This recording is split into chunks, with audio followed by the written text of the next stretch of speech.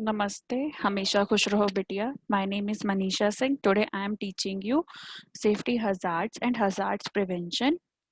Now let's start the topic. First of all, regulation concerning health and safety at work may differ from country to country, but some relevant provisions are embodied in all of them. It is the duty of every employee while at work to take responsible or reasonable care for the health and safety of himself and other persons who may be affected by his acts or omission at work. Then, safety at work is no person shall intentionally or recklessly interfere with or misuse anything, providing it in the interest of health, safety, or welfare in the pursuance of any of the relevant statutory provisions.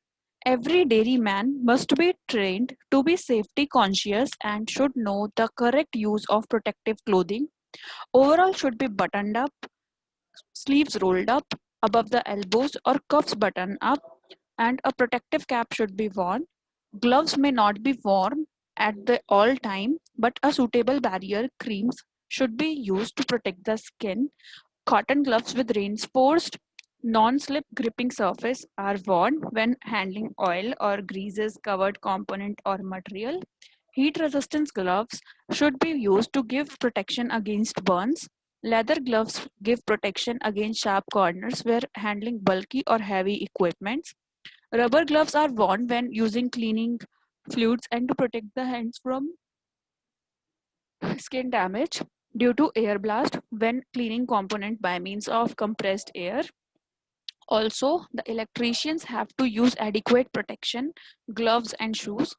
Footwear worn should be reinforced safety shoes or boots with reinforced toe caps, especially at work, demanding the lifting or relatively heavy components. Special care should be taken where the condition underfoot are hazardous, such as excessive water on the floor. Then goggles must be worn when a chisel, a sharpening tool, or a grinder are used, and when cleaning with compressed air is performed. Suitable goggles to be worn while welding operation. Hazard warning signs, obligations, and instructions should be widely displayed throughout the building on walls, vehicles, containers, etc. Every potentially dangerous part of any machine, whether power driven or not, must be securely protected. General safety rules should be displayed in places where they can easily and frequently seen by the staff concerned. It is more effective to display them as a list of what should and what should not be done in connection with the particular job types. Now, next topic is hazard prevention and control. Effective controls protect workers from workplace hazards, help avoid injuries, illnesses, and incidents, minimize or eliminate safety and health risk, and help employers provide workers with safe and healthful working conditions. The processes described in this session will help employers prevent and control hazards identified in the previous section.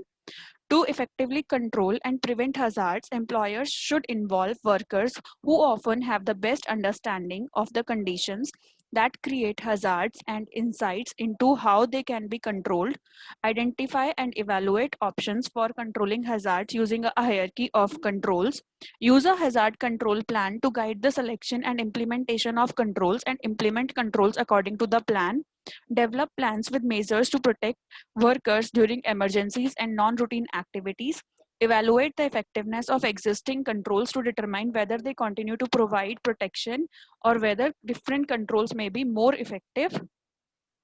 There are 6 actions. First is identify control options. A wealth of information exists to help employers investigate options for controlling identified hazards before selecting any control options. It is essential to solicit workers' input on their feasibility and effectiveness. Then, how to accomplish it? Collect and organize and review information with workers to determine what types of hazards may be present and which workers may be exposed and potentially exposed. Information available in the workplace may include review sources such as OSHA standards and guidance industry consensus standards and National Institute for Occupational Safety and Health publications, manufacturers' literature, and engineering reports to identify potential control measures and keep current on relevant information from trade or professional associations. Investigation control measures used in other workplaces and determine whether they would be effective at your workplace and get input from workers who may be able to suggest and evaluate solutions based on their knowledge of the facility, equipment, and work processes. For complex hazard, consult with safety and health experts, including OSHA's. Next action is select controls. Employers should select the controls that are most feasible, effective, and permanent. Then, how they will the hierarchy of control is if you can eliminate that process that is physically removing the hazard. If you eliminate the process, then you can find the substitute of the process that is replacing the hazard. And you can also get the engineering controls that is isolate the people from the hazard, and administrative controls that is change the way people work, that is the change of the way the people work. And then PPE, that is protect the worker with personal protective equipment.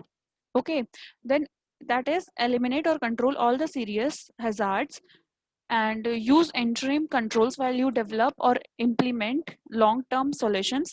Select controls according to the hierarchy that emphasizes engineering solutions first, followed by safe work practices, administrative controls, and finally, personal protective equipment.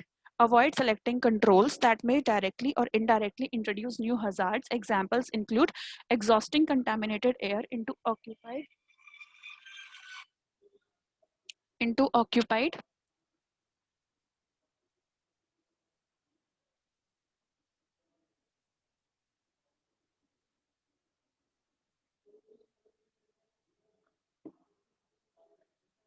Next one is develop and update a hazard control plan. That is, a hazard control plan describes how the selected controls will be implemented. Then an effective plan will address serious hazards first. Interim controls may be necessary, but the overall goal is to ensure effective long-term control of hazards, and it is important to track progress towards completing the control plan and periodically verify that controls remain effective. Then how to accomplish it? List the hazards needing controls in order of priority. Assign responsibility for installing or implementing the controls to a specific person or persons with the power or ability to implement the controls. Establish a target completion date. Plan how you will track progress toward completion. Plan how you will verify the effectiveness of controls after they are installed or implemented. Select controls to protect workers during non-routine operations and emergencies. The hazard control plan should include provisions to protect workers during non-routine operations and foreseeable emergencies. Depending on your workplace, these could include fires and explosions, chemical releases, hazardous material spills, unplanned equipment shutdowns, infrequent maintenance activities, natural or weather disasters, workplace violence, terrorist or criminal attacks, disease outbreaks, or medical emergencies. Non-routine tasks or task workers don't normally do should be approached with particular caution. Then prior to initiating such work, review job hazard analysis and job safety analysis with any workers involved and notify others about the nature of the work schedule, and any necessary precautions. Then implement selected controls in the workplace. Once hazard prevention and control measures have been identified, they should be implemented according to the hazard control plan. Then follow up to confirm that controls are effective. To ensure that control measures are and remain effective, employers should track process or progress in implementing controls, inspect and evaluate controls once they are installed, and follow routine preventive maintenance practices. Hope you all are satisfied with this session. This session is powered by Digital Version 2.0 Jyoti Vidyapit Women's University Jaipur.